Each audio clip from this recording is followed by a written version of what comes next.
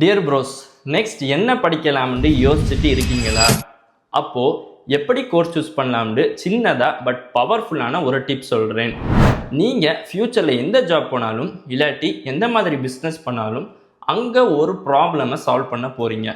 So நீங்கள் என்ன course choose பண்ண போகிறீங்கிறத விட என்ன மாதிரி ப்ராப்ளம்ஸை சால்வ் பண்ண போகிறீங்கன்னு ஃபஸ்ட்டு டிசைட் பண்ணுங்கள். அந்த ப்ராப்ளம்ஸ் எவ்வளோ தரமானதுன்னு பொறுத்து உங்களோட வேல்யூஸ் அண்ட் இன்கம் இன்க்ரீஸ் ஆகும். ஃபார் எக்ஸாம்பிள், நான் ஒரு யூஎக்ஸ் டிசைனர்.